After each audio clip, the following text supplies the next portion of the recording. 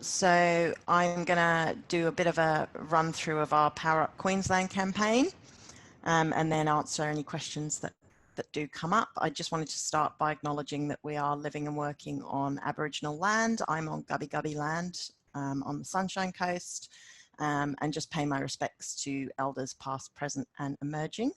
So I'm going to talk today a little bit about the Queensland Conservation Campaign Council, Queensland Conservation Council's campaign to power up Queensland. It's our climate and energy campaign. It's focusing on coal burning power stations in Queensland. The reason we're focusing on that is because burning coal is Australia's leading cause of climate change, and Queensland is actually currently Australia's biggest carbon polluter. So this is very much a Queensland issue.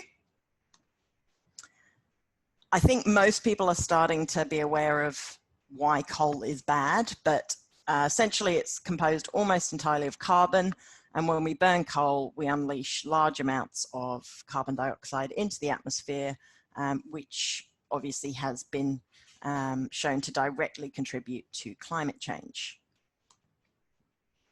We have 8 coal-fired power stations currently in Queensland. We have Stanwell, which is located near Rockhampton in central Queensland, and that is owned by Queensland's largest electricity generator, which is Stanwell Energy, and that is a government-owned corporation. So it is owned and controlled by the state government.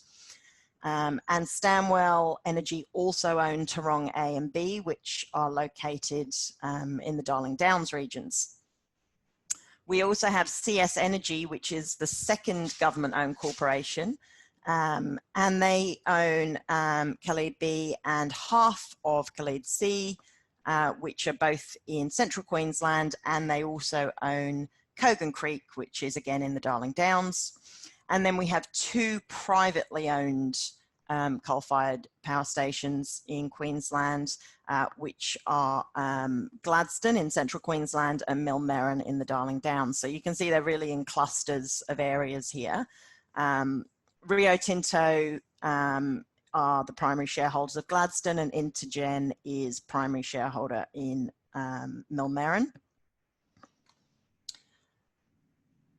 We've got a lot of issues, obviously, around burning coal, but it's not just the climate change issue. Air pollution kills around 4,800 Australians every year, and our coal-fired power stations in Australia don't need to fit the best practice pollution control measures that in most countries are mandated, and that can reduce the toxic pollutants coming from these stations by up to 85%.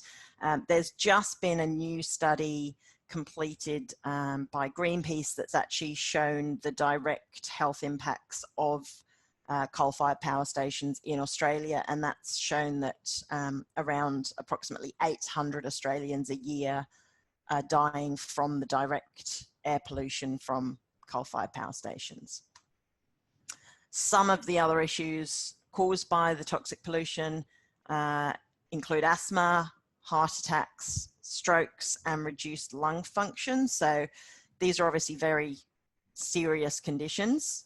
And although the information that we have on emissions from Queensland stations is minimal, it's extremely concerning. So the biggest polluter of PM2.5, which is fine particulate matter, so very, very fine particles, is Tauranga, and that's the biggest polluter in Australia by a huge amount. And it's not fitted with the bag filters that could capture this pollution. The really concerning thing here is that there isn't a safe level of PM2.5, even low level exposure, particularly for people aged over 65, does pose a risk. And Gladstone Power Station also has high and rising levels of PM2.5 pollution, and is the biggest emitter of NOx in the nation as well. And Gladstone, I don't know how many of you are familiar with that, but the power station is actually right in the centre of Gladstone. So this is a daily issue for the people living in this region. So we know that time is running out for coal.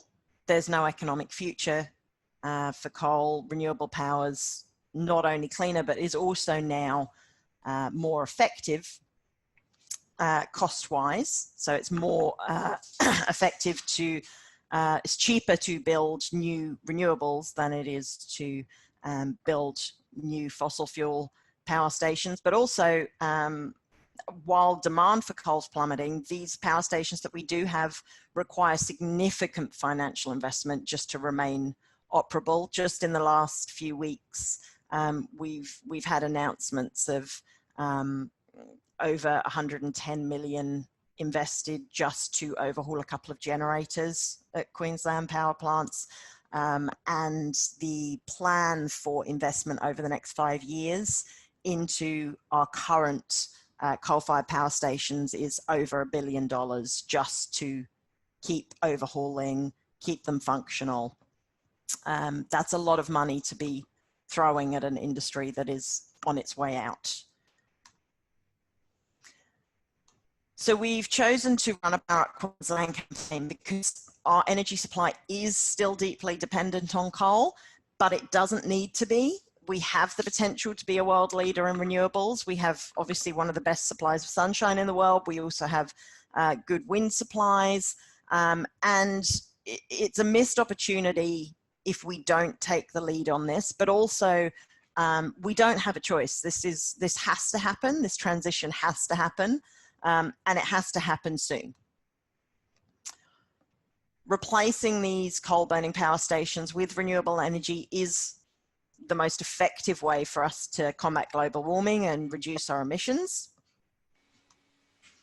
And of course, we can also live healthier lives by closing these power stations, by reducing toxic air pollution, water pollution. There's a range of health issues around the impacts of these stations. And shifting to renewables is a great opportunity for the Queensland economy, particularly pertinent obviously at this time because we need an economic recovery. We're still in a time of crisis and money has to be spent to rebuild the economy. It's really the time to focus on a new industry that has a clean future for Queensland. And the solution for that starts with renewable energy zones. Renewable energy zone is basically delivering electricity reliability, increasing affordability, supporting emissions reductions, and of course engaging the communities. The communities that are currently focused around coal can transition to renewable energy hubs. It involves the coordinated development of new infrastructure in those energy-rich areas, and also the transmission of that energy so we can get it where it needs to go. So it's essentially the modern-day equivalent of a power station. So it combines the generation, transmission, the storage, and system strength to make sure that when we hit the light switch, the lights go on, which is of course what a lot of the detractors from renewable energy likes to put the fear mongering in to say, oh, well, if we don't have coal, then we won't have electricity on demand. That's simply not the case with the correct investment. So that's running through a renewable energy zone. So obviously there's various types of renewable energy. So we have wind, we have solar, we have pumped hydro, we have other dispatchable energy, and then batteries and other forms of system stability and storage. So there's a whole deep pit we can get into in regards to energy storage and transmission, but we're actually doing a report on that soon. So hopefully that will clear things up for people a little bit, but it is a complicated issue. But the main thing Renewable Energy Zone will do is unlock new investment in renewables, and it creates conditions for private sector investment. And we believe Queensland can be a renewable superpower in this. So you may know that the Queensland government has recently announced plans for 3 renewable energy zones. And that's great news. And they've committed 145 million to those renewable energy zones and 500 million to a renewable energy fund. And they've also now asked for expressions of interest from private investors who would like to be part of those renewable energy zones. So this is all, it's a great first step. It's what needs to be happening.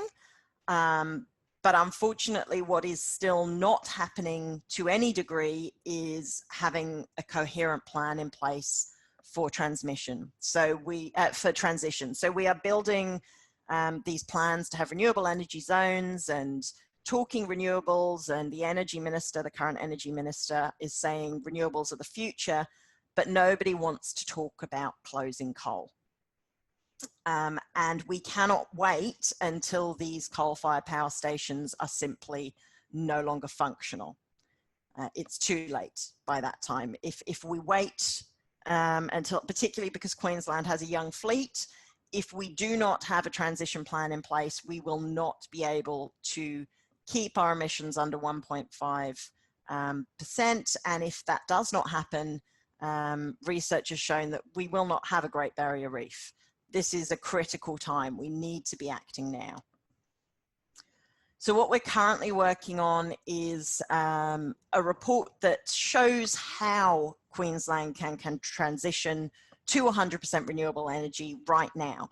So we have the capabilities to do it. We're working with our local member groups who are in the regions where these zones are going to be placed, and of course where the current fossil fuel power stations are. And they are going to be working through those case studies as well and bringing that through on a series of webinars. And the idea is to show people how it can happen. There's a lot of ways it can happen. There's not one crystal ball that says this is going to be the plan, this is exactly how many wind farms we need, this is exactly how much solar we need, this is how many batteries we need. But we can see from the amount of energy we need and the amount of energy that we can generate and store and deliver, that it's entirely possible to make this transition happen now. So the reason we are running this campaign in Queensland is we are in quite a unique situation here where 8 coal power stations exist and 6 of those are owned or controlled by the state government. And those 6 power stations use 2/3 of the coal currently burnt in Queensland. So our state government really does, tacky as it sounds, have the power to make this change happen. It's in their hands. They have the ability to do this. We know that the opposition leader and the Premier have both stated that they won't be privatising our electricity supply, so they intend to hold on to this power. So whoever is in power does need to have a transition plan in place. So we need our politicians to be taking real and meaningful action to combat climate change, and we're calling on all political parties to rule out any new coal-fired power stations in Queensland. Now, you would think that was a given. However, some people may be aware there's a lot of debate around the feasibility of building a new coal-fired power station in Collinsville, up near Townsville. It's had, I think it ended up with $3.4 million from the federal government for a feasibility study, even though the Queensland government is saying we don't need it or want it. So it's not ruled out at this point that more coal-fired power stations could actually be built in Queensland, which is mind-blowing. We also need them to develop a plan to shift away from polluting coal power. What that plan looks like is up to them, as they have the ownership of most of the coal-fired power stations in Queensland. And of course, Power Up Queensland with clean renewable energy, which they have started down the path of, but without a transition plan in place, it's simply not going to happen in time. So the main aspects of our campaign currently is asking people to sign our petition to our politicians, to ask for real action against coal's contribution to climate change, and mainly having the conversation with people in your social networks, with friends, with family, to talk about this issue, to start getting that message out that this is possible. The story has been dominated for so long by big industry, by the fossil fuel industry going, we need coal in Queensland. Queensland is reliant on coal. Coal means jobs. The reality is renewables are the future. Renewables will bring more jobs to Queensland, and we no longer need coal. That time has well passed.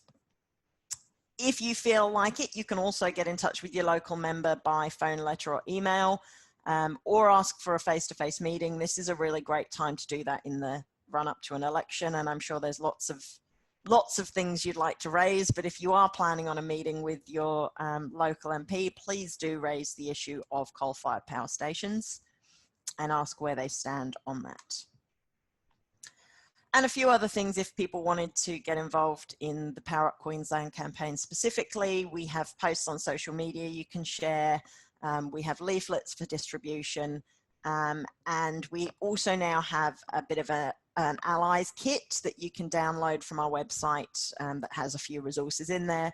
Or if you feel like volunteering, we have a fantastic community organizer who can get you involved in stalls or whatever your interest may be. So happy to pass on contact details for Hayley. But that's going to be our focus for the next few months. So I'm going to stop sharing that screen. Fantastic. So yeah, that's a bit of an overview of the Power Up Queensland campaign and why we're choosing to run that particular campaign at this time.